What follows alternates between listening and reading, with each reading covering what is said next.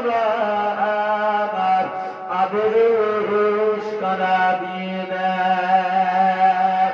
ও দাদা আব্দুল্লাহ, আমি তোমার আব্বা আব্দুল মুত্তালিব, আমি তোমাকে সিরিয়ায় বাণিজ্য করার জন্য পারমিশন খানা দিয়ে দিলাম, কিন্তু তোমার স্ত্রী আমার পুত্রবধূ আমেনা তোমাকে যদি বাধা দেয়, খবরদার তোমার স্ত্রীর কথা কেটে তুমি যাবে না। তোমার স্ত্রীকে ভালো করে বুঝিয়ে তুমি ব্যবসা বাণিজ্য পেয়ে যাবে। যদি স্ত্রী আমেনা তোমাকে বাধ্য করে, তুমি খবরদার যাবে না। রাতে আব্দুল্লাহ ছুটে ছুটে গিয়ে আমেনার কাছে চলে যায়। আমেনা, ও বিবি আমেনা, আমি আব্দুল্লাহ এসেছি আমার বড় ইচ্ছা নিয়ে। আমার ভাইয়েরা সিরিয়ায় ব্যবসা বাণিজ্য করতে যায়, আমি যদি ব্যবসা করতে যাই, আমেনা তুমি হচ্ছ গর্ভবতী, তোমার গর্ভে আজ 6 মাসের সন্তান রয়েছে। রাতে আমেনা বলেন স্বামীকে, আমি আমেনা আমার গর্ভে বাচ্চা রয়েছে। অনেক মহিলারা তাদের গর্ভে যখন বাচ্চা থাকে, বাচ্চা থাকা এক একটা আলামত তারা দেখতে পায়, কিন্তু আমি আমেনা আমার গর্ভে সন্তান রয়েছে, আমি আমেনা কোনো আলামত পাই না। আর একটু জোরে বলুন সুবহানাল্লাহ। দেখবে মা বোনেরা যখন প্রেগন্যান্সি হয়, তাদের গর্ভে যখন বাচ্চা থাকে, হ্যাঁ, এটা হচ্ছে শিক্ষার জিনিস। আমরা আলোচনা না করলে শিক্ষা কোথায় শিখি? কারণ সবই হচ্ছে আমাদের ইবাদত। তো যখন তারা গর্ভবতী হয়, দেখবেন তাদের এক একটা আলামত দেখতে পাই। কারণ মাসে মাসে মা বোনদের শরীর খারাপ হয়। 6 মাস আমার নবীর বয়স হয়েছে কোথায়? আম্মাজান মা আমেনার গর্ভে। আমেনা বলছে মাসে মাসে যেটা ঋতুস্রাব হয়, আমি আমেনা আমার সেটা তো বন্ধ হয় না। একবার ধরে বলুন, আমি আমেনা কি করে বলবো? 6 মাস আপনি বলছেন বয়স হয়েছে, বলছে 5+ হয়েছে, 6 মাস পূর্ণ হয়নি। বলছে অনেক তো পেটে তো বাচ্চা, 5-6 মাসের বাচ্চা বড় হয়ে যাবে, হবে না? আচ্ছা, আমেনা বলছেন যে আমি আমেনা আমি পাই না। অনেক মায়েদের শরীর খারাপ হয়, বমি বমি ভাব আসে, আমি আমেনা এগুলো তো আমার কিছুই আসে না, আমার যেন আরো শরীরটা সুঘ্রাণে ভরপুর হয়ে যায়। জোরে বলুন, শরীরে সুঘ্রাণ কেন টুকটুকু হবে না? হ্যাঁ, মিসকে আম্বারের চেয়েও সুগন্ধি জিনিস মা আমেনার কাছে রয়েছে। একবার জোরে বলুন।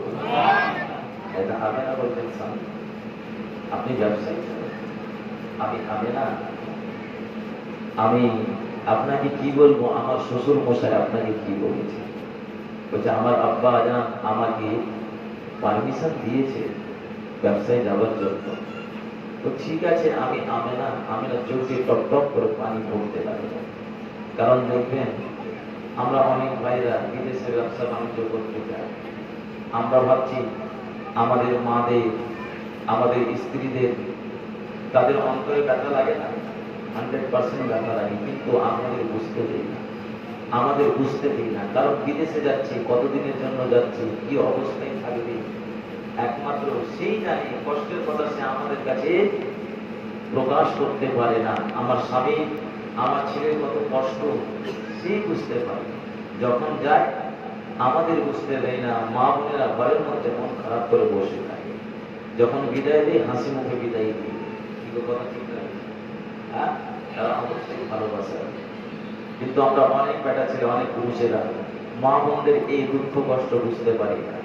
আমরা যখন বিদেশে যাই, নিজের স্ত্রীদের কাছ থেকে আমরা দোয়া নিয়ে যাই না, তাকে বুঝিয়ে যাই না যে তার যে একটা হক রয়েছে, স্ত্রী আমি যাচ্ছি। আপনি জানেন আপনার স্ত্রীর কাছ থেকে আপনি বাইরে যাবেন, 3টে কারণে স্ত্রীর স্বামীরা জাহান্নামী, 100% জাহান্নামী হবে। এটা আল্লাহর নবীর হাদিস। তার মধ্যে 1 নম্বর হলো যে স্বামী তার মোহরানা পরিশোধ না করে স্ত্রীর গায়ে টাচ করবে, তার জন্য জাহান্নাম ওয়াজিব হয়ে যাবে। আপনার স্ত্রীকে আপনার মোহরানা পরিশোধ করতে হবে, না হয় ক্ষমা নিতে হবে। কেমন ক্ষমা? ক্ষমা নেবে, ক্ষমা আবার কিছু হয়, মোহরানার ক্ষমা হয় না, কিন্তু বাধ্য হয়ে স্ত্রী বলে, যা আমার স্বামী আমার কাছে ক্ষমা চাইছে, ক্ষমা দেব।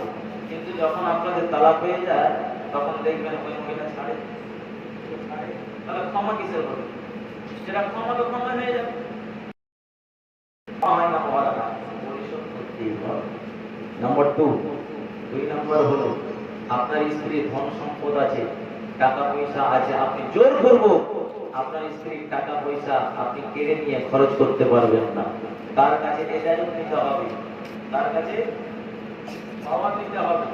আর আপনি জোর করে তোমার বাপের বাড়ি থেকে ওটা তোমার কাছে ওটা নিয়ে আসো, তোমার ভাইদের কাছ থেকে ওটা নিয়ে আসো, এটা নিয়ে আসো, ওটা নিয়ে আসো, এই ক্ষমতা যে করতে লাগলে, এই জোর পূর্বক স্ত্রীর ঘাড়ে চাপ দিয়ে আপনি আপনার স্ত্রীর বাড়ি থেকে জিনিস নিয়ে এসে আপনি আপনার সংসারে খরচ করলেন, তারা শরিয়ত পারমিশন দেয়নি, শরিয়ত পারমিশন দেয়নি। পারমিশন কোনটা দিয়েছে? তিনটা শুনেন, পদ্ধতিটা শিখে নেন। স্ত্রী, আপনার স্ত্রী রয়েছে, আপনার জবান থেকে যখন বেরিয়ে যাবে, আমরা তো বেটা ছেলে অনেক মূর্খ, কথায় কথায় আমরা তালাক দিয়ে কথা ঠিক না বেশি নজবিল্লা, এগুলো থেকে সতর্ক থাকবেন। আপনি নিয়ে নিলেন আর আপনি তাকে শূন্য করে ছেড়ে দিলেন, কি মহিলাটার মূল্য থাকবে? কি থাকবে? কখনো থাকবে না। কি করতে হবে? ও বাপের সম্পত্তি পেয়েছে, অবশ্যই সম্পত্তির ভাগের জন্য আপনি বলতে পারেন, কারণ সেটা আপনার। আমরা কি করি? যে টাকাটা পাই খরচ করে ফেলি, ওই মেয়েটার কোনো মনে খুব থাকে না, খুশি থাকে না, এটা চলবে না। নাম্বার 3, আপনি বিদেশে যাচ্ছেন, বম্বে যায় অনেক ভাই, বম্বে পুনাতে আমরা কাজকর্ম করি, গিয়ে আমরা বছর, তারপরে আপনাকে বাড়ি আসতে হবে।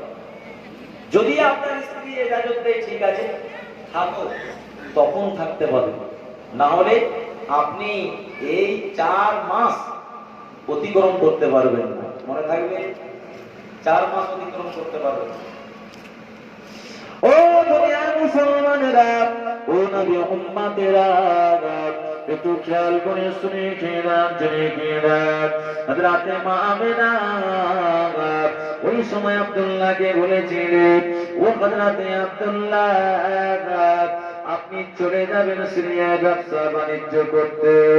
আমার শ্বশুর মশাই আব্দুল মুত্তালিব আপনাকে পারমিশন দিয়েছে, আমি আমেনা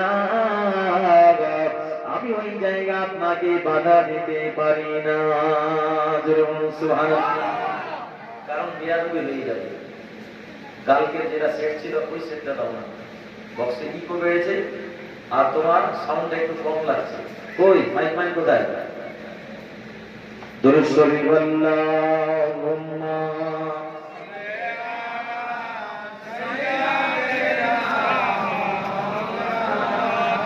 মাইক ভাই যেখানে থাকুন না কেন স্টেজের সামনে দেখা করুন। ও নবীর উম্মতেরা, আব্দুল মুত্তালিবের 9 জন সন্তান, তারা যখন এবং সবাই সিরিয়া থেকে যখন মক্কার উদ্দেশ্যে রওনা দিয়েছে, ওই সময় মক্কা এবং আসরিফের বাবা মক্কা এবং সিরিয়ার মিডল পজিশনে যে জায়গাটা পড়ে, সেই জায়গাটার নাম হলো আসরিফ।